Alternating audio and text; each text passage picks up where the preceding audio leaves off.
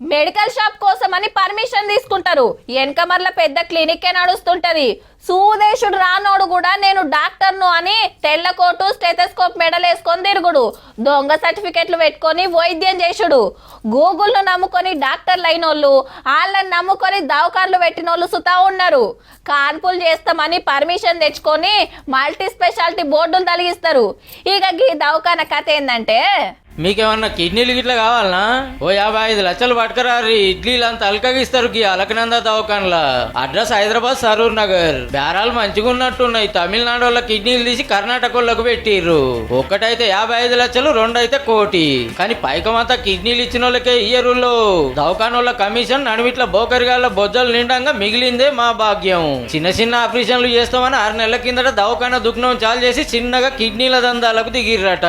Urologist కానీ లేకపోతే ఎవరు కూడా వస్తారని కానీ లేకపోతే సర్జరీస్ చేస్తారని కానీ వాటికి మనం పర్మిషన్ ఇవ్వలేదు. ఏదన్నా పేషెంట్కి కానీ లేకపోతే డోనార్కి కానీ ఎవరికైనా కూడా ఏదన్నా జరిగినా క్రిమినల్ కేసులు పెడతాం. మనోళ్ళ భాగవతం తెలిసిన వాళ్ళు ఎవరో ఆఫీసర్లకు కంప్లైంట్ చేస్తే పోలీసులతో రాగానే డాక్టర్లు పత్తాకు లేకుండా పరారైండ్రు. ఓనర్ను పట్టుకొని దవాఖాన షట్టర్ గుంజి తాళం వేసి 4 పేషెంట్లను ఇంకో కాడికి పంపిర్రు. ముచ్చట దవాఖాన మంత్రి దామోదర సార్కు తెలియగానే కమిటీ చేసిండు ఎంక్వైరీ కోసం. వాళ్ళు ఇచ్చే రిపోర్ట్ ను బట్టి యాక్షన్ ఉంటది. గరీబులను దొరకబట్టి పైసలు ఆశ చూపించి కిడ్నీలు కొని అక్కడున్న వాళ్ళకి అమ్మే దందా ఒక్క కాన్నే నడుస్తుందో ఇంకేడైతుందో జర గట్టిగా నజరేవి సార్లు. ఎందుకంటే అనుభవం లేని వాళ్ళు ఆపరేషన్ చేస్తే పానాల మీదకి వస్తుంది మళ్ళా.